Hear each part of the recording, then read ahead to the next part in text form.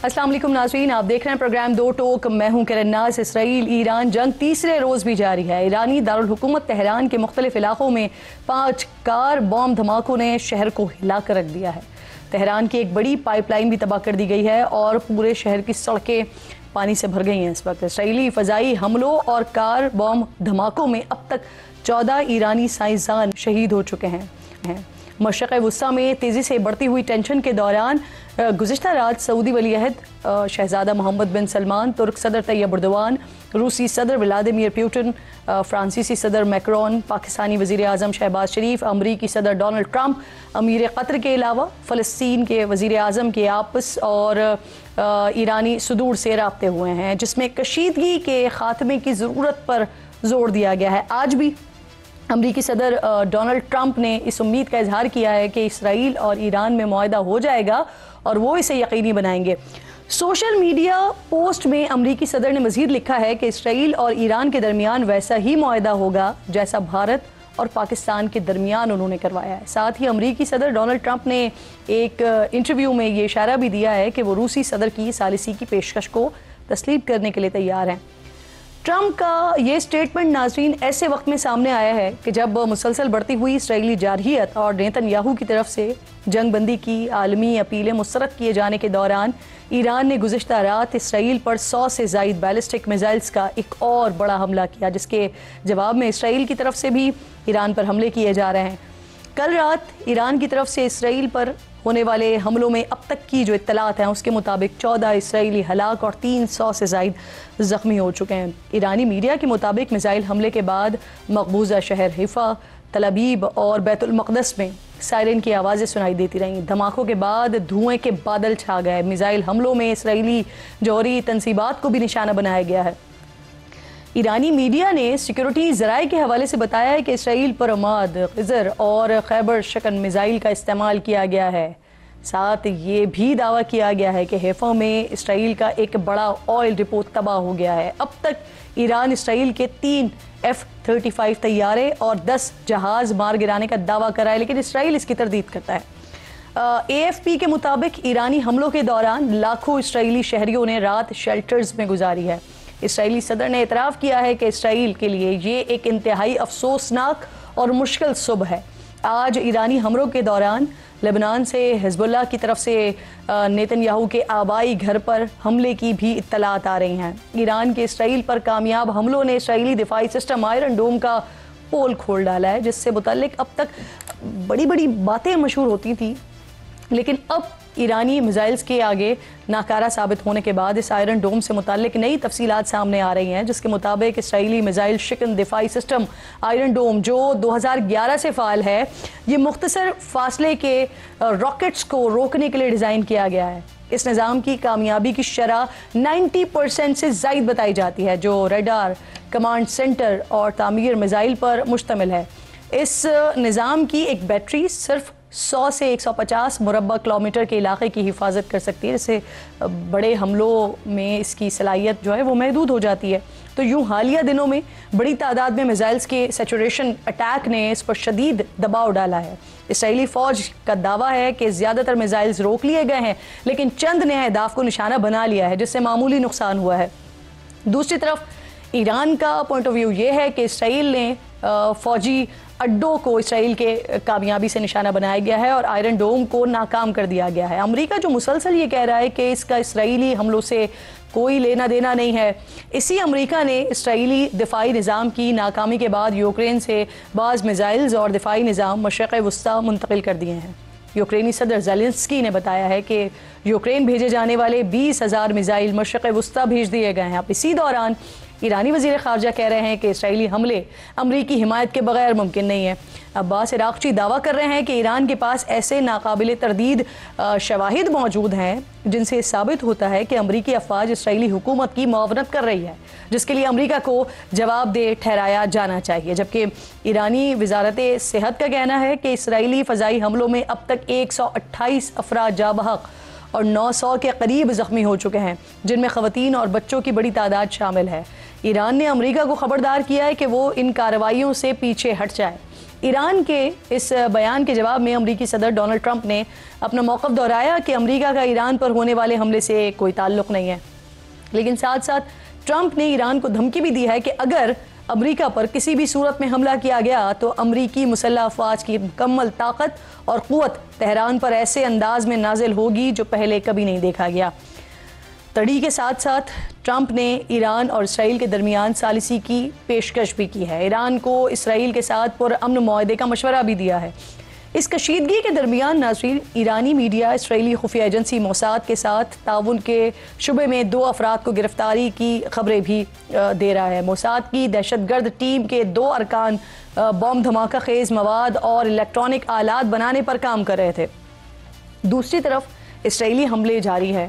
خبروں کے مطابق اسرائیلی حملے میں تہران میں شہران آئل ڈپو کو نشانہ بنایا گیا ہے۔ اسرائیلی فوج نے ایران پر جاری فضائی حملوں کے دوران پاسدارانِ انقلاب سمیت ایرانی افواج کے 20 سے زائد اعلیٰ فوجی کمانڈرز کو نشانہ بنانے کا دعویٰ کیا ہے، لیکن تاحال ایرانی حکومت کی جانب سے اس دعوے کی کوئی تصدیق یا پھر تردید ہوئی نہیں ہے۔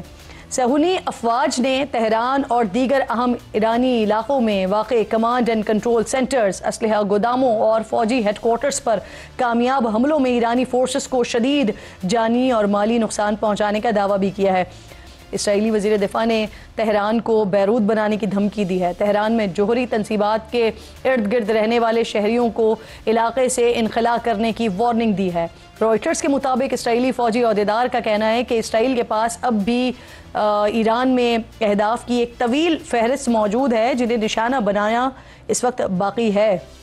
دوسری طرف ناظرین، پاسداران انقلاب نے خبردار کیا ہے کہ اگر اسرائیلی جارحیت جاری رہی تو ایران کا فوجی رد عمل مزید شدید ہوگا۔ اسی دوران امریکہ کی طرف سے برطانیہ نے بھی مشرق وسطیٰ میں جنگی سامان بھیج دیا ہے۔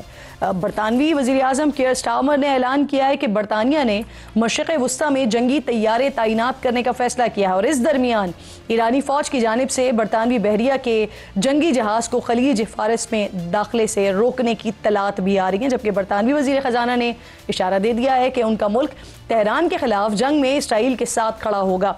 فرانسیسی وزیر خارجہ کا کہنا ہے کہ ایرانی ایٹمی پروگرام اسرائیل کے ساتھ ساتھ یورپ کے لیے بھی بڑا خطرہ ہے۔ ایران نے برطانیہ، فرانس اور امریکہ کو خبردار کیا ہے کہ اگر ان ممالک نے جنگ میں اسرائیل کا دفاع کیا تو ایسی صورت میں تہران ان ممالک کے خطے میں موجود فوجی اڈوں کو ہدف بنائے گا۔ اسرائیل کی ناظرین بڑھتی ہوئی جارحیت اور اس کو حاصل مغربی حمایت کے ساتھ ہی ایران نے اقوام متحدہ کو لکھے گئے خط میں دھمکی دے دی ہے کہ وہ جوہری عدم پھیلاؤ کے معاہدے NPT سے علیحدہ ہو سکتا ہے۔ صرف یہی نہیں، ایرانی حکام کا کہنا ہے کہ وہ اسٹریٹجک اور فوجی اہمیت کی حامل ابنائے ہرمز کی بندش کا سنجیدگی سے جائزہ لے رہے ہیں۔ عمان اور ایران کے درمیان واقع ابنائے ہرمز تیل کی ترسیل کے لیے دنیا کا اہم ترین یہ داخلی مقام ہے، اور اگر ایسا ہو جاتا ہے تو دنیا میں تیل کی قیمتوں میں ایک بہت بڑا اضافہ ہونے کا خدشہ ہے۔ عالمی ثالثی کی کوششوں کے باوجود ایران اسرائیل جنگ سے مشرق وسطیٰ خطرناک دور میں داخل ہو گیا ہے، اور جس طرح کچھ مغربی ممالک اسرائیل کی طرفداری کرتے ہوئے ہمیں دکھائی دے رہے ہیں، اس سے اب یہ سوال obviously اٹھ رہا ہے کہ اگر چند دنوں میں یہ جنگ رکتی نہیں ہے یا روکی نہیں جاتی تو کیا اس کا دائرہ پھر خطے سے نکل کر عالمی سطح پر پھیل سکتا ہے؟ ایران کے خلاف جنگ کے ساتھ ساتھ قابض اسرائیلی فوج نے معصوم فلسطینیوں پر بھی مظالم جاری رکھے ہوئے ہیں۔ آج غزہ میں بھوک سے تڑپتے نہتے فلسطینیوں کی امداد کی اس میں جمع ہوئے تو حیوان نما اسرائیلی فوجیوں نے ان پر گولیاں برسا دیں، جس سے 37 معصوم فلسطینی شہید ہو گئے ہیں، اور یہ نمبر مستقل بنیادوں پر انکریز کر رہا ہے۔ پروگرام میں بات کرنے کے لیے کہ اب آگے ہو خاصا یہ خطے کی جنگ اور پھر عالمی جنگ کی طرف معاملات نہ بڑھ جائیں، اس پر بات کرنے کے لیے پروگرام میں میرے انتہائی معزز مہمانوں میں سابق سفارتکار ہیں جوہر سلیم صاحب اسٹوڈیو میں میرے ساتھ موجود ہیں۔ میں آپ کے وقت کی بہت شکر گزار ہوں۔ السلام علیکم سر۔ میجر جنرل ریٹائرڈ زاہد محمود صاحب ڈیفنس اینالسٹ ہیں، پروگرام میں مجھے جوائن کر رہے ہیں، آپ کی بھی میں بہت شکر گزار ہوں۔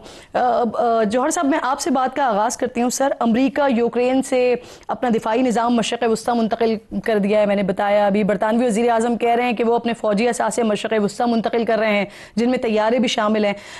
کیا آپ کو یہ بڑے پلیئرز بھی جنگ میں کودتے ہوئے دکھائی دے رہے ہیں؟ اور پھر جس طرح سے میں نے سوال اٹھایا ہے کہ یہ خطے سے اور پھر اس کے بعد آگے بڑھتے بڑھتے عالمی سطح کے اوپر معاملہ تو جاتا ہوا دکھائی نہیں دے رہا ہے؟ دیکھیں، ایک خطرناک صورتحال تو ہے جی۔ बिकॉज इससे पहले भी जब क्योंकि इसराइल के पीछे अमेरिका हमेशा खड़ा है, वो कहते हैं कि जी इसराइल की जो सिक्योरिटी है वो हमारी फॉरेन पॉलिसी का कॉर्नर स्टोन है। इसी तरह जो बाकी मगरबी ममालिक हैं, बेशक वो यूके हो या फ्रांस हो या जर्मनी हो, वो भी इसराइल के पीछे खड़े होते हैं। दूसरी तरफ अगर ईरान की बात करें तो ईरान की जो है उनके ताल्लुकात चाइना और रशिया के साथ एक स्ट्रेटेजिक नौयत के ताल्लुकात हैं। चाइना के साथ देखें वो $400 बिलियन की सरमायाकारी की बात चल रही है, उनका आधा ईरान जो तेल है वो भी चाइना खरीदता है। रूस के साथ उनकी डिफेंस कॉपरेशन इस किस्म की है, ट्रेड भी है। डिफेंस कॉपरेशन तो ऐसी है कि यूक्रेन में मिसाइल्स यूज़ हुए हैं जो कि ईरानियों ने प्रोवाइड किए हैं, ड्रोन्स यूज़ हुए हैं जो कि ईरानी प्रोवाइड कर रहे हैं बड़ी तादाद में। तो बल्कि दुनिया में एक कहा जाता है कि जो दो कैंप्स इस वक्त बन रहे हैं, एक तरफ जिसमें मगरबी जो हैं ताकतें शामिल हैं और इंडिया भी है उस तरफ, और इसराइल भी है, और दूसरी तरफ जो है China, Russia, north Korea, Iran. तो उसमें ईरान को एक कलीदी अहमियत हासिल है। अब ये जो इस वक्त जंग हो रही है, उसमें मैं अपने बहुत से कमेंट्स में ये कह चुका हूँ, इसमें एक थोड़ी सी डिस्पैरिटी है, एक स्ट्रेटेजिक डिस्पैरिटी है। एक तरफ इसराइल है जिसके पास बहुत ही ज़्यादा जदीद टेक्नोलॉजीज़ अवेलेबल हैं। उनके पास F-35 हैं, 5th जनरेशन जो प्लेन है दुनिया का परहैप्स बेस्ट फाइटर प्लेन है। फिर उनके पास F-15s हैं, F-16s हैं, वो भी बड़े जदीद किस्म के जो उनकी लेटेस्ट जनरेशन्स हैं। फिर उनके पास जो आपने इशारा किया जो उनका एंटी मिसाइल सिस्टम्स हैं, उसमें उनके पास एक 3 लेयर्ड सिस्टम है। उसका आयरन डोम तो उसका एक हिस्सा है, फिर एक डेविड स्लिंग है, फिर तीसरे एरो 3 मिसाइल्स हैं। तो ये 3 लेयर्स हैं मिला के। अच्छा, इसमें भी जाहिर है कि वो कोई 100% नहीं होता, उसमें से भी निकल जाते हैं मिसाइल्स, लेकिन उससे हो ये रहा है कि ईरान को करना ये पड़ा है कि उनको बेसिकली शहरी इलाकों पे वो करना पड़ा, ताकि उनके कॉस्ट बढ़ा रहे हैं, ताकि वो कैजुअल्टीज़ हों और उनकी गवर्नमेंट पे प्रेशर पड़े और लोगों को जिसमें शेल्टर्स में जाना पड़ा है। दूसरी तरफ इसराइल जो है वो प्रिसिशन अटैक्स कर रहा है। प्रिसिशन टेक्नोलॉजी से देखे उन्होंने हाई कमांड के कितने लोगों को उन्होंने टेक आउट किया है। उसके बाद उन्होंने साइंटिस्ट उनके 16 के करीब जो हैं, उनके जो सीनियर साइंटिस्ट जो हैं जो न्यूक्लियर प्रोग्राम में इन्वॉल्व थे, उनको उन्होंने जो है टारगेट किया है।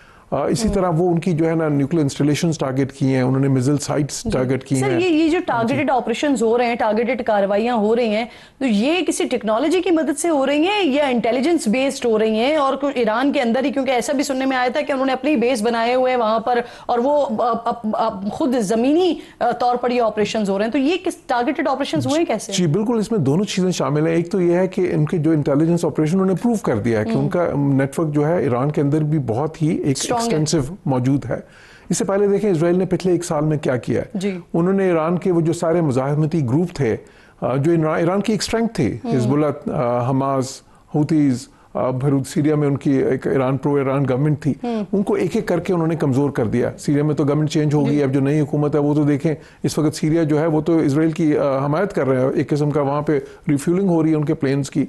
तो जो है इसी तरह जो बाकी ये सारे मज़ामती ग्रुप्स हैं जिनको वो प्रॉक्सीज भी कहते हैं ईरान की, वो कोई इतनी खातिर खा कि इस वक्त नहीं कर सके। पहले वो उनकी एक लाइन ऑफ डिफेंस होते थे ईरान की कि अगर कोई भी चीज़ हुई तो सबसे पहले वो रिटेलिएट करेंगे, और वो तो इतने नज़दीक थे। ये आप बड़ी इंपॉर्टेंट बात कर रहे हैं, मैं दोबारा आपकी तरफ आती हूँ। और जो इंटेलिजेंस की बात कर रहे हैं ना, अब तो जिस तरह का सिस्टम ईरान में ऑपरेट कर रहा है उनका, तो क्या बाकी दीगर ममालिक भी वल्नरेबल है इस सारी सिचुएशन में? मैं दोबारा आती हूँ आपकी तरफ। जाहिद साहब बहुत शुक्रिया, अस्सलाम वालेकुम। सर सबसे पहले तो मुझे ये फरमा दीजिए, अभी रॉयटर्स की खबर आई है कि इसराइल प्लान कर रहा था आयतुल्लाह खामनाई के मर्डर की, लेकिन उसकी प्लानिंग को वीटो किया है डोनाल्ड ट्रंप ने, और उनके कहने पर उन्होंने वो अपनी इस प्लानिंग से पीछे हट गए हैं।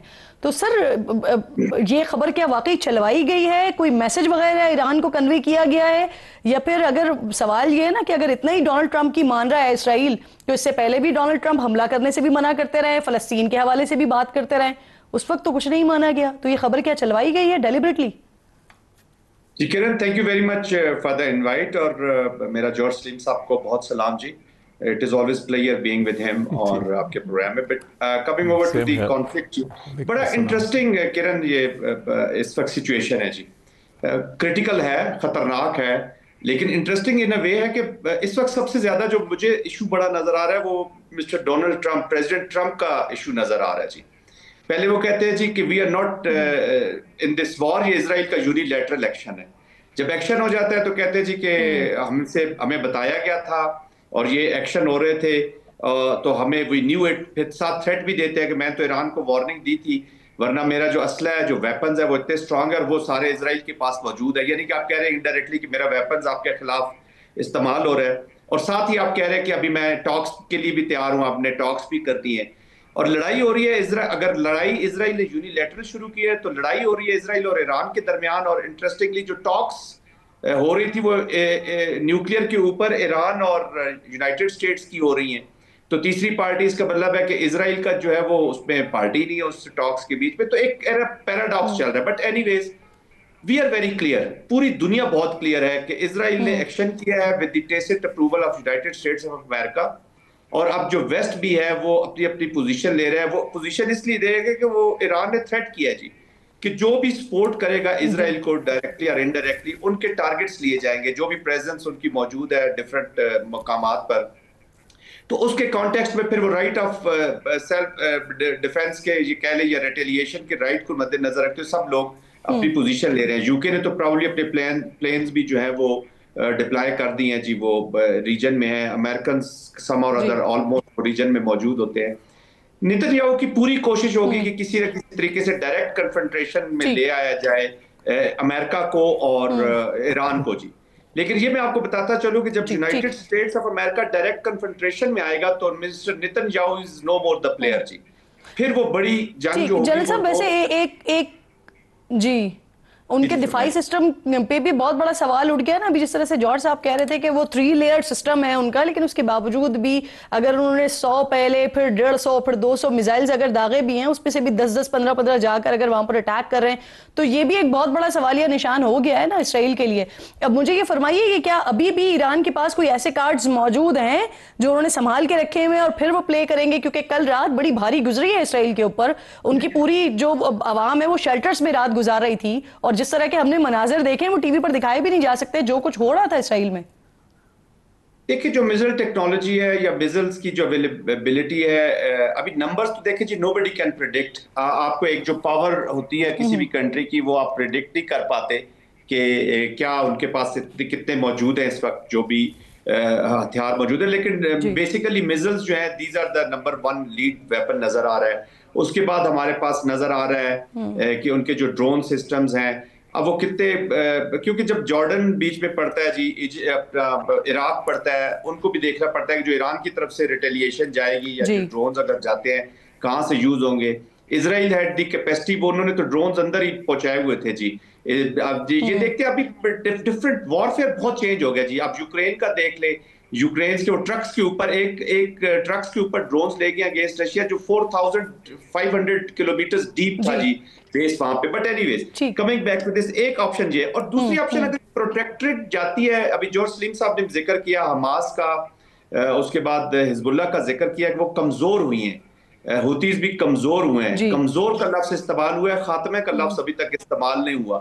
تو اس طرح کے اگر یہ پروٹیکٹڈ جاتے ہیں, پرولونگ جاتے ہیں, تو دیکھیں اسرائیل نے اپنے لیے ایک قبر کھود اس طرح رہا ہے کہ اپنے پورے نیبرہڈ میں ایک تو ایسیمیٹری ہے ویپنز اور ملٹری کا تو بہت بڑا ایسیمیٹری ہے. اور سر اگر یہ اس پورے سال 1.5 سال کو دیکھا جائے, اسماعیل ہنیہ ہو گئے, دیگر لوگ ہو گئے, تو جس طرح سے بالترتیب انہیں نشانہ بنایا گیا ہے تو انہیں باقاعدہ پلاننگ کے ساتھ کمزور کیا گیا ہے. ایک اور بڑا امپورٹنٹ کوسچن سر, اس کا جواب دیجیے گا زاہد صاحب. جس طرح سے ہم نے دیکھا کہ شام میں جب جنگ ہوئی وہاں پر روس بڑا کھل کر آیا, ایران کی مدد کی, کئی سال تک وہاں اپنی فضائیہ کو رکھا انہوں نے, بلکہ سینکڑوں جگہ بمباری کر کے مخالفین کو نشانہ بنایا. اب یہ جو اسرائیل اور ایران والا مسئلہ چل رہا ہے, اس میں ہم دیکھ رہے ہیں کہ ویسٹرن کنٹریز جو ہیں وہ کچھ کھل کر آ رہے ہیں, کچھ کھل کر نہیں آ رہے, لیکن وہ اپنی سپورٹ فراہم کر رہے ہیں اسرائیل کو. تو اگر ایسی سچویشن بنتی ہے تو کیا ہم دیکھ سکتے ہیں کہ دوبارہ پھر رشیا جو ہے وہ ایران کی طرف آتا ہے, اپنا دفاعی سسٹم یا اپنا بیک اپ سسٹم جو ہے وہ پرووائڈ کرتا ہے ایران کو؟ ایسی پاسبلٹیز نظر آ رہی ہیں آپ کو؟ دیکھیں کرن, دونوں انوائرمنٹس میں فرق ہے جی. اس وقت جو رشیا کی پوزیشن تھی دیٹ واز لٹل ڈفرنٹ, اور آپ اور اپلیکیشن بھی بہت حزب اللہ کی اور ان لوگوں کی اپلیکیشن واز ڈفرنٹ. لیکن بہت سا فاصلہ طے ہوا ہے جی. ایک تو رشیا اپنے یوکرین کے کانفلکٹ کے بیچ پہ سیریسلی انوالوڈ ہے, اور اس کو پھر ابھی یوکرین نے تھوڑی سی جو بلو دیا ہے جو ڈرونز والا کاروائی ہوئی ہے, اس کے بعد وہ اپنا سیلویج کر رہا ہے جی, اپنا ملٹری پرائیڈ بھی اور اپلیکیشن اس نے زیادہ فوکس اپنی اس وار پہ کیے ہوئے. کسی بھی جتنے مرضی آپ ہیجمون ہو, کتنی بڑی آپ کی ملٹری طاقت ہو, لیکن ایک ٹائم پہ 2 سے 3 فرنٹ کھولنا اٹ از آلویز چیلنجنگ. تو میں نہیں سمجھتا ذاتی طور پہ کہ امیڈیٹلی رشیا جو ہے وہ فزیکلی اس کے بیچ میں اس کانفلکٹ کے بیچ میں جمپ ان کرے گا. ہاں اپنی support in different means, may be military means also جاری رکھے, لیکن ناٹ ان اے وے کہ جس طریقے سے اپوزنگ فورسز کے پاس جو ایک طاقت ہو جائے گی. دیکھیں اس وقت نیتن یاہو کی بھی پوری کوشش ہوگی, ڈینجرس سیناریو یہ ہوگا کہ کسی نہ کسی طریقے سے امریکہ کی ڈائریکٹ کنفرنٹریشن ہو جائے تاکہ ونس فار آل اس چیز کو, اس ایشو کو ختم کیا جائے. اور ابھی وہ دیکھیں نا, انہوں نے شروع کیا نیوکلیئر ویپنز کو وہ سامنے رکھ رہے کہ جی نیوکلیئر ویپنز کو ہم ٹیک آؤٹ کرنا چاہتے ہیں ایران کے بیچ میں سے, لیکن ساتھ ساتھ ابھی ریفائنریز, ان کے اکنامک آبجیکٹیوز کو اور سوشل, ابھی دیکھیں مارکیٹس کو انہوں نے اٹیک کیا ایک جگہ پہ. جب وہاں پہ ریسکیو کی گاڑیاں اور وہ پہنچی ہیں تو انہوں نے دوبارہ اس ایگزیکٹلی جو انہوں نے اسکرپٹ اور ماڈل لگایا ہے غازہ کے بیچ میں, وہی اپلیکیشن اب انہوں نے ایران کے اندر شروع کر دی ہے. تو ایران کا ریسپانس بھی جو ہے اسی ڈومین میں جائے گا, اسی اسپیشل لیٹر پہ جائے گا, اور وہ وہی ہوگا جو جوہر صاحب ابھی کہہ رہے تھے کہ ان کو بھی ابھی سول آبادیوں کو ہٹ کرنا پڑے گا ٹو کریٹ اے تھریٹ. تو this is a very very serious condition. اور مجھے ڈر جس چیز کا کرن, جس کا مجھے اور کسی نہ کسی کو بیچ میں آنا پڑے گا, کوئی نہ کوئی 2 سٹیپ شاید بیک. مجھے ایک فکرہ کہنے دیجئے کہ اگر کوئی تھرڈ پارٹی انوالو ہو کے امریکن کسی ٹارگٹ پہ حملہ کرواتی ہے یا شو کرتی ہے کہ جی یہ میزائل کہاں سے آئے ہیں, لیٹس سے کہ اسرائیل خود ہی کسی امریکن جو فیسلٹی ہے وہاں پہ یا جہاں پہ ان کے لوگ موجود ہیں وہاں پہ ایک اٹیک ہو جاتا ہے, اور اس کو فالس فلیگ کر کے اور ایرانین کو تو ڈائریکٹ انوالو ہو جائے گا جی یونائٹڈ اسٹیٹس, اور یونائٹڈ اسٹیٹس کی انوالومنٹ کا مطلب ہے کہ یہ پھر پولیٹیکل امپیکٹ اس کا ڈفرنٹ جائے گا. پھر نیتن یاہو از نو مور ان دا وار, وہ از آؤٹ پولیٹیکلی بھی اور ملیٹرلی بھی وہ آؤٹ ہو جائے گا, اور پھر اٹ از یو ایس ورسز, اور پھر رجیم چینج اور ان کی طرف چیزیں چلی جائیں گی. لیڈ اس کو جو ہے وہ ڈونلڈ ٹرمپ پھر سچویشن کر رہے ہوں گے. بالکل ٹھیک. اچھا سر یہ فرمائیے گا, جس طرح سے میڈیشن کی بات کر رہے ہیں تو جرمن وزیر خارجہ انہوں نے ایران کو مذاکرات کی پیشکش کی. وہ کہہ رہے ہیں کہ اگر ایران اس بات کا یقین دلا دے کہ جو ڈیٹرنٹس ہے یہ استعمال نہیں ہوگا یورپ کے خلاف, اسرائیل کے خلاف, تو مذاکرات کے لیے آگے بڑھا جا سکتا ہے. اب آپ کو لگتا ہے کہ یہ اس پوزیشن پر ایران مذاکرات کے لیے تیار ہوگا, بیٹھے گا؟ جی دیکھیں اس کے اب ایک انٹینس ڈپلومیسی اس وقت بھی جاری ہے ایز وی ٹاک. دیکھیں پیوٹن نے فون کیے ہیں دونوں کو, اسرائیلی پرائم منسٹر کو بھی اور ایرانین لیڈرشپ کو بھی. پھر اس کے بعد اب پریزیڈنٹ ٹرمپ نے کہا ہے کہ ٹھیک ہے پیوٹن جو ہے وہ اس میں اگر میڈیشن کرنا چاہتے ہیں وہ کریں. چائنا اور دوسری جو میجر طاقتیں ہیں ساری, ان کی ایون پاکستان جہاں تک ہماری ڈپلومیسی اس میں انوالوڈ ہے, سارے ملکوں کی کوشش تو ہے کہ کسی نہ کسی طرح جنگ بندی کی طرف بڑھا جائے. پر اس میں کئی, اب یہ جس طرح ایک چیز جنرل صاحب نے جو کہی کہ اس میں اگر امریکہ انوالو ہو جاتا ہے تو اس کے 2-3 رستے ہیں نا. ایک تو یہ ہے کہ اگر کوئی ایسا اٹیک جو ہے جو رینج آف آپشنز ہیں ایران کے پاس وہ کیا ہیں اس کے بعد. ایک تو یہ میزلز پھینکتے جائیں, ظاہر ہے کیونکہ ان کی ایئر فورس تو اس طرح سے نہیں ہے, ان کے باقی بھی جو ہے نا جو ان کی نیول پاور بھی اس طرح کی اسٹرانگ نہیں ہے. دوسری یہ رینج آف آپشن ہے کہ وہ اٹیک کر دیں جی امریکن ایسٹ اسپیس جو ہے ان کے جو ہے کافی ساری بیسز ہیں اس خطے میں, لیکن وہ پھر ظاہر امریکہ انوالو ہو جائے گا. دھمکی تو دی ہے, دھمکی تو دی ہے, میزلز پھینک سکتے ہیں وہ تو جس طرح اسرائیل کو پھینک رہے ہیں. دیکھیں میزلز کی ٹیکنالوجی تو ہے نا جی, وہ میزلز تو ادھر بھی پھینک سکتے ہیں ادھر بھی پھینک سکتے ہیں, وہ تو ممکن ہے بالکل ملیٹریلی ممکن ہے, لیکن وہ پھر میرے خیال ہے بڑا خطرناک ہوگا. تیسری چیز ہے ان کے پاس جو ان کی لوکیشن ہے وہ بڑے جو ہے نا کوئی اتنے بغیر بہت مشکل کے وہ یہ سارا جو ہے نا اسٹیٹ آف ہارمز وغیرہ بند کر دیں, لیکن اس سے پھر وہ سفارتی جو اس وقت ان کو سپورٹ مل رہی ہے وہ بھی ختم ہو جائے گی. اس کا نقصان تو پاکستان کو بھی ہوگا, باقی ملکوں کو بھی ہوگا. چائنا کو بہت بڑا نقصان ہوگا کیونکہ ان کی ساری آئل ٹریڈ جو ان کی باقی ٹریڈ ادھر سے جاتی ہے تو شاید وہ بہت سے ملک اس کو اتنا انکریج نہ کریں. لیکن ایک اور ایلیمنٹ ہے وہ یہ ہے کہ دیکھیں اسرائیل کے اندر جو پاپولیشن ہے جو نان عرب پاپولیشن ہے اس کا 10% حصہ, وہ 7 ملین کی 70 لاکھ کی پاپولیشن ہے, 7 لاکھ لوگ اس میں امریکن سٹیزنز ہیں. تو اگر وہاں پہ کیجولٹیز بڑھتی ہیں اسرائیل کے اندر تو اس میں امریکن سٹیزنز کی کیجولٹیز بننا شروع ہو جائیں گی, تو وہ پھر امریکہ پہ پریشر آنا شروع ہو جائے گا کہ آپ اس میں اور انوالو ہوں, تو پھر جنگ کا دائرہ جو ہے نا وہ بڑھ سکتا ہے. لیکن اس میں میرا جو اندازہ ہے وہ یہ ہے کہ دیکھیں چائنا اور رشیا جو ہیں ان کے تعلقات جس طرح کے ہیں ایران کے ساتھ, اور وہ نہیں چاہیں گے کہ ایران بہت ہی زیادہ کمزور ہو جائے یا وہاں پہ رجیم چینج کی کوئی بات شروع ہو جائے, تو اس لیے چائنا اور رشیا انٹروین کریں گے. مدد کر رہے ہیں روس اور چائنا. دیکھیں اب اس میں کوئی ایسی مصدقہ اطلاعات تو نہیں ہے, لیکن دیکھیں مدد کرنے کے کئی طریقے ہوتے ہیں. مثال کے طور پہ آج کی جو وارفیئر ہے اس میں سب سے جو آسان اور بڑا جو ہے نا افیکٹو طریقہ ہوتا ہے وہ یہ ہوتا ہے کہ آپ اپنے سیٹلائٹس کے ذریعے ریئل ٹائم انفارمیشن پرووائڈ کرنا شروع کر دیں, جو ان کی میزائل جو ہٹ کر رہے ہیں اس کی پوزیشن بڑھ جائے. یہ بہت بڑی ایک چیز ہوگی, اور یہ بڑا ایگزیکٹلی چائنا کے بہت سارے سیٹلائٹس اتنے زیادہ ہیں, ان کے رشیا کے بھی ہیں. سر میں نے بالکل کلوز کرنا ہے سیگمنٹ, مجھے صرف یہ بتا دیں, مجھے ہم نے سوال چھوڑا تھا کہ باقی دیگر اسلامی جو ممالک ہیں تو پھر وہاں پر بھی کیا اسرائیل کی انٹیلیجنس اسی طرح کی اور اسی طرح کے فٹ پرنٹس موجود ہیں کیا جو ایران میں ہیں؟ بہت سے ملکوں میں ہیں جو ہم نے, اور دیکھیں جب حزب اللہ کو جس طرح کیا گیا تو لیبنن میں آپ نے دیکھا کس طرح کی انٹیلیجنس تھی, پیجز پھٹنا شروع ہو گئے ہر ایک کے پاس, ہزاروں لوگوں کے پاس. پھر آپ نے دیکھا کہ انہوں نے باقی ملکوں میں جس طرح سے اسیسینیشنز انہوں نے کی ہیں. اچھا یہ اسرائیل کی بڑی پرانی تاریخ ہے. وہ جو ایک زمانے میں جب نازیز نازیز کے خلاف وہ کرتے تھے, وہ انہوں نے لیٹن امریکہ تک جا کے وہاں سے ان کو اغوا کر کے لے آتے تھے. تو وہ ان کے جو موساد جو ہے ان کی یہ ہمیشہ سے ہے, اور بہت سے ملکوں میں بالکل ایکسٹینسو نیٹ ورکس موجود ہیں ان کے. اور وہاں پر بھی خیر لیبنان میں بھی انڈیا نے مدد کی تھی, اور یہاں پر بھی شاید ایران میں بھی مدد کی ہوگی. جی بالکل, اس کے بھی فٹ پرنٹس موجود ہیں. بہت بہت شکریہ آپ کا, تھینک یو سو مچ. میرے مہمان پروگرام میں ساتھ موجود ہیں. ایک چھوٹا سا بریک لیجیے ناظرین, بریک کے بعد واپس آتے ہیں تو وزیر پیٹرولیم ہمارے ساتھ موجود ہوں گے. میرے پاس تو یہ اطلاعات ہیں کہ پیٹرولیم مصنوعات کی قیمتوں میں اضافہ ہو رہا ہے, پیٹرول پر 5 روپے اور ڈیزل پر 8 روپے. وزیر پیٹرولیم ساتھ موجود ہوں گے, ان سے کنفرمیشن لیتے ہیں بریک کے بعد.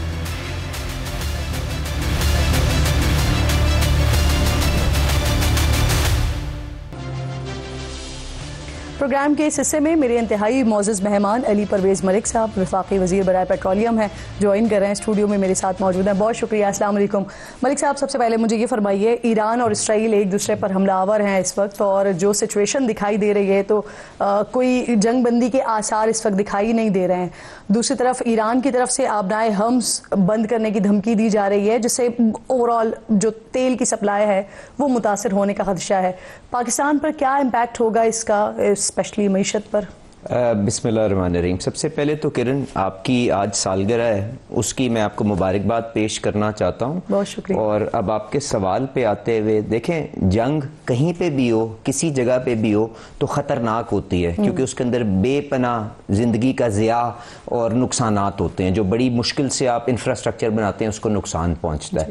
پر یہ والی جو جنگ ہے میرے خیال سے, یہ اگر جو اسرائیل نے جو جارحیت کی ہے وہ میرے خیال سے غیر ذمہ داری کی ایک آخری حد تک کر چلے گئے ہیں. کیونکہ وہ آپ جانتی ہیں کہ انہوں نے جو نیوکلیئر ایسٹس ہیں ایران کے, جہاں پہ انریچمنٹ وغیرہ کے جو بھی ان کے کاروائی ہو رہی تھی, چاہے سویلین پرپزز کے لیے تھی یا جو بھی تھا, جب آپ اس کے اوپر حملہ کرتے ہیں اور اس کے بعد کوئی نیوکلیئر فال آؤٹ اگر ہوتا ہے, کوئی لیکیج ہوتی ہے, تو اس سے تو لاکھوں کروڑوں کا نقصان پہنچ سکتا ہے. آپ جانتی ہیں رشیا کے اندر اس قسم کے انسیڈنٹس ہو چکے ہیں, تو نہایت ہی افسوسناک ہے. دیکھیں اب میں اس کی مذمت بھی کرتا ہوں, اور یہ بھی آپ کو میرے خیال سے اس وقت احساس کرنے کی ضرورت ہے کہ کس طرح سے مسلم امہ کو ٹارگٹ کیا جا رہا ہے. تو ہمیں اس کے اوپر کس طرح سے اپنی یکجہتی اپنی امپروو کرنے کی ضرورت ہے. جو بھی فورمز ہمارے پاس اسلامک ورلڈ کے اندر موجود ہیں, OIC کا فورم موجود ہے, باقی ہمارے جو ممالک ہیں ان کو میرے خیال سے لیڈ لینی چاہیے, کیونکہ جو بھی انٹرنیشنل قوانین ہیں ان کی خلاف ورزی اسرائیل نے کی ہے. اب ایران کے اوپر تو لازم ہے کہ وہ اپنا دفاع کرے انڈر انٹرنیشنل لا بھی, اور اس نے بے پناہ بھرپور انداز کے اندر کیا بھی ہے. تو I hope better sense prevails, اور ہم یہ OIC اور باقی کے فورمز کو ایکٹیویٹ کروا کے اس معاملے کو رفع دفع کروا. بالکل ناگزیر ہو گیا ہے اب مسلم امہ کا اتحاد, بہت ضروری ہو گیا. اور اس کے ساتھ ساتھ میرے خیال سے میاں نواز شریف صاحب نے جو پاکستان کو نیوکلیئر طاقت بنایا آج, اس کا بھی ہمیں اس کی اہمیت کا احساس ہونا چاہیے. اور کسی بھی ملک کے اندر ایک طاقتور فوج ہونا جس کے پیچھے قوم متحد کھڑی ہو, میرے خیال سے اس کی اہمیت بھی اجاگر ہوئی ہے ساری کی ساری. اسی وجہ سے سر نیتن یاہو جیسا درندہ ہے وہ پاکستان کو خطرناک اسی لیے سمجھتا ہے کہ نیوکلیئر ڈیٹرنس ہمارے پاس موجود ہے. علی صاحب مجھے میں آپ کی آپ جو معیشت کی اور اسٹریٹ آف ہرموز کی بات آپ کر رہی تھی, دیکھیں آپ بالکل ٹھیک کہہ رہے ہیں. پاکستان ایک ایسا ملک ہے جو اپنا ایندھن جو ہے, چاہے وہ کروڈ کی شکل کے اندر ہو, چاہے وہ ریفائنڈ پروڈکٹس کی شکل میں وہ امپورٹ کرتا ہے, اور اس کا ایک بڑا حصہ اسٹریٹ آف ہرموز کے تھرو آتا ہے, چاہے وہ کویت ہو, چاہے وہ قطر ہو, چاہے وہ سعودی عربیہ ہو, چاہے وہ UAE ہو. یہ سارے ممالک اسٹریٹ آف ہرموز کے اندر. اگر خدا نہ خواستہ وہاں پہ کوئی پرابلم آتی ہے تو آپ کو اس کے امپیکٹ یقیناً آ سکتا ہے. پر آج تک تو دیکھیں ایسی کوئی صورتحال وہاں پہ لگ نہیں رہی, اور ہمارے پاس پاس جو ڈائیورسفائڈ سپلائی کے سورسز ہیں اس کے اندر کویت وغیرہ تو ڈیپ انٹو دی ہرمز ہیں جو اینڈ میں جا کے آتے ہیں, بٹ آپ کا جو قطر اینڈ آپ کا سعودی عربیہ وغیرہ شروع کے اندر ہے, پھر یو اے ای جو ہے وہ شروع کے اندر ہے, اور اس کے ساتھ ساتھ آپ کے پاس آپ جو کچھ ٹریڈنگ ہاؤسز ہیں جو سنگاپور میں بیٹھے ہیں ان سے بھی مال لیتے ہیں. اس کے ساتھ ساتھ ہم نے پیٹرولیم ڈویژن کے اندر اپنے جو ریزروز ہیں ان کو بلڈ اپ کر کے, جو آپ کا 20-25 دن کے ریزروز تھے اس کو آلریڈی بلڈ اپ کر دیا ہوا ہے. آپ کے پاس ریفائنریز کے پاس کروڈ کا بھی سٹاک اچھا خاصا موجود ہے. اس کے ساتھ ساتھ جو ہمیں ایک چیز کرن جو میرے خیال سے لوگوں کو ایجوکیٹ کرنے کی ضرورت ہے, اور میں شکر گزار ہوں آپ کے پروگرام کے توسط سے میں آگے کنوے بھی کر سکتا ہوں, اس وقت قیمت سے زیادہ بڑا مسئلہ یہ ہے کہ آپ سپلائیز کو اشورڈ رکھیں, کیونکہ پیچھے دنیا کے اندر جب سے یہ جنگ لگی ہے تو 10% کی تو انکریز ایک دن کے اندر آئی ہے. تو اس وقت اگر ہم نے کسی قسم کی بھی کوئی کوشش کی کہ ہم پرائس کے ساتھ کوئی کھیلواڑ کریں, کیونکہ دیکھیں پاکستان کے زیادہ بس میں نہیں ہے. شہباز شریف صاحب ضرور لوگوں کے لیے آسانیاں چاہتے ہیں, پر پاکستان تیل برآمد کرتا ہے, تو اس کے اندر جو پیچھے آپ کی دو باتیں میں یہ کہہ رہا ہوں کہ دیکھیں آپ کو سپلائی لائن کو اشور رکھنا ہے کہ آپ کی معیشت کے اندر کوئی آؤٹیجز نہ ہے, اس کا ہم نے پورا انتظام کیا ہوا ہے. پرائم منسٹر نے ایک کمیٹی بھی بنا دی ہے, پورٹ کے اوپر اس کی ٹریفک کو بھی مانیٹر کیا جا رہا ہے, سپلائیز کو بھی بلڈ کیا جا رہا ہے, اینڈ وی آر کانفیڈنٹ کہ جی اگر پرائس کے اندر رد و بدل تو اپنی جگہ, وہ تو جو مارکیٹ میں ہوگا ہم اس کے مطابق ہمیں بھی چلنا پڑے گا, پر ہم سپلائی کو شور کرنے کی بھرپور کوشش کریں. ٹھیک ہے, اس کے لیے آپ بتا رہے ہیں دو چیزیں, ایک تو یہ کہ ذخیرہ آپ کے پاس اتنا ہے کہ اگر یہ سپلائی لائن جو ہے اگر بند ہوتی بھی ہے تو پاکستان میں کوئی بہت بڑا امپیکٹ اگلے 10-15 دنوں میں تو نہیں آئے گا, لیکن آج رات قیمتوں میں بھی کوئی رد و بدل ہونی ہے, تو کتنا اضافہ یا کتنی کمی ہونا متوقع ہے آج؟ دیکھیں کرن, ایز پیٹرولیم منسٹر میری ذمہ داری ضرور ہے, پر بس اس کے اندر زیادہ رد و بدل کا کوئی اختیار نہیں ہے. وجہ کیا ہے, پاکستان تو برآمد کرتا ہے نا تیل کو, جو بین الاقوامی منڈی کے اندر تیل کی قیمت ہے اگر جنگ کی وجہ سے 10% بڑھ گئی ہے تو بڑھ گئی ہے, اس کے بعد ڈالر سٹیٹ بینک نے مہیا کرنے ہیں, اور جنگ کی وجہ سے آپ کا نہیں, وہ تو آپ کو انتظار کرنا پڑے گا, ایک گھنٹے بعد پتہ لگ رہا ہے مجھے بتا, پر یقیناً تھوڑی سی تھوڑا سا بڑھاوا ضرور آئے گا, اور ہماری کوشش ہوگی کہ ہماری بڑھاوا ضرور ہوگا, پر تھوڑی کوشش یہ ہوگی کہ جس طرح یہ معاملہ سیٹل ہوتا ہے تو ہم اس کو واپس اپنی سطح کے اوپر لے کے ہیں, کیونکہ کوئی ٹیکس کے اندر رد و بدل نہیں ہوگی. پیٹرولیم منسٹر میرے ساتھ بیٹھے ہوئے اور مجھے یہ نہ پتہ چل رہا ہو کہ یہ خبر غلط ہے یا صحیح ہے کہ 5 روپے کا اضافہ ہو رہا ہے یا نہیں ہو رہا. چلیں یس یا نو میں بتا دیں, آپ تھوڑا سا انتظار کر لیں. ہاں یا نو تو کر سکتے ہیں, تھوڑا سا انتظار کر لیں, بڑھاوا ضرور ہوگا, بڑھاوا ضرور ہوگا تھوڑا بہت, اور اس کے اندر نہیں میں آپ سے صرف یہ کہہ رہا ہوں کہ گھنٹے 2 میں پتہ چل جائے گا. یہ جو فائننس بل ہے اس میں FBR ٹیکس افسران کو گرفتار کرنے کا اختیار بھی دیا جا رہا ہے کیا؟ دیکھیں کرن, میں اب اس بجٹ کا حصہ ڈائریکٹلی تو نہیں تھا, پر میں پرائم منسٹر صاحب کی اکنامک ٹیم کا ایک ممبر ہوں, اور میں نے ان کو اپنی یہ رائے ضرور دی ہے کہ دیکھیں ہم نے بڑی مشکل سے استحکام حاصل کیا, اور یہاں پہ ہمیں عوام کے اندر اعتماد پیدا کرنا ہے تاکہ وہ سرمایہ کاری کریں اور یہاں پہ گروتھ اور جو ترقی ہم چاہتے ہیں وہ واپس آ سکے. جب بھی آپ کوئی سمری ٹرائل کرتے ہیں, جب بھی آپ کوئی اگریسو ایکشن کرتے ہیں without going through a due process of لا, تو اس سے اعتماد کو ٹھیس پہنچتی ہے. تو میں نے ان کو گزارش کی ہے کہ اس کے اوپر ضرور نظر ثانی کر لیں, کیونکہ یہی اسی قسم کی آوازیں جو ہیں وہ سینٹ کی اسٹینڈنگ کمیٹی میں بھی آ رہی ہیں, نیشنل اسمبلی کی اسٹینڈنگ کمیٹی میں بھی آ رہی ہیں, ہمارے اتحادیوں نے بھی اس کے اوپر اپنی رائے کا اظہار کیا. دیکھیں اگر کوئی قانون توڑتا ہے, اگر کوئی ٹیکس چوری کرتا ہے, آپ اس کو شو کاز کریں ایک قانونی پروسیس کے ذریعے, اس کو جا کے آپ نے جو سزا قانون اجازت دیتا ہے دیں, پر آپ یہ نہیں کر سکتے کہ اندازے کے اوپر اس کو پہلے حراست میں لے لیں اور اس کے بعد اس کے اوپر کارروائی کریں. آپ سمجھتے ہیں کہ FBR کے پاس ایسا کوئی اختیار نہیں ہونا چاہیے کہ وہ لوگوں کو حراست میں بھی لیں اور وہ نوٹسز بھی بھیجیں؟ FBR کی بات نہیں کروں, میرا یہ اصول ہے کہ ڈیو پروسیس آف لا کے بعد ایک قانونی تقاضا ہے آپ نے کسی کو بھی دیکھیں یہ وہی بات ہو رہی ہے نا کہ جی ایس ایچ او نے ابھی ایف آئی آر درج نہیں کی اور آپ کو آ کے اریسٹ پہلے کر لیا. پہلے آپ کو شو کاز تو کرے نا, چاہے ایف بی آر ہو چاہے کوئی اور ہو. It is a process of law that you have to follow. It is not کیا کہتے ہیں کوئی پان کی دکان کے جی آج اس کو یہ پسند آ گیا تو آپ اس طرح سے کر لیں. اس قسم کے ڈریکونین جو لاز ہوتے ہیں اس سے لوگوں کے اعتماد کو ٹھیس پہنچتی ہے. اچھا میں اس کو اور آسان کر دیتی ہوں علی صاحب تاکہ لوگوں کو بھی سمجھ آئے کہ ہم ڈسکشن کیا کریں.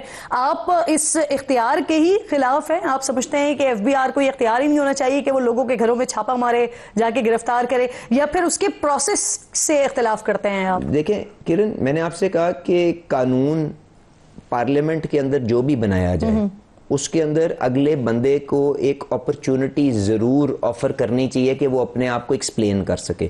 آج کل کے ٹیکنالوجی کے دور کے اندر آپ نے کہاں پہ کھانا کھایا ہے, آپ نے کہاں سے کپڑے لیے ہیں, آپ کے کون سے بچے کس اسکول میں جا رہے ہیں, آپ کے پاس کون سی گاڑی ہے, صرف میں ایک کمپیوٹر کے اوپر بیٹھ کے بتا سکتا ہوں. اور اگر میں اس کا تناسب نکال کے دیکھوں کہ آپ کی آمدنی کے ساتھ وہ کمنزریٹ نہیں ہے تو مجھے آپ کو شو کاز کرنے میں اور آپ کے خلاف کاروائی کرنے سے کون روکتا ہے؟ کوئی بھی نہیں روکتا. سوال کرنے سے کوئی نہیں روکتا. بٹ سوال یہ ہے جلد بازی کے اندر ملک صاحب یہ جلد بازی کی کس نے ہے؟ کیونکہ آپ خلاف ہیں, حکومت خلاف ہے, آپ کے اتحادی خلاف ہے, تو پھر یہ شیک فائنانس بل میں آ کیسے گئی؟ دیکھیں مجھے تو اس کے بارے میں علم نہیں تھا کیونکہ میں ڈائریکٹلی انوالو نہیں, میں تو پیٹرولیم کی ذمہ داری ادا کر رہا ہوں نا جی.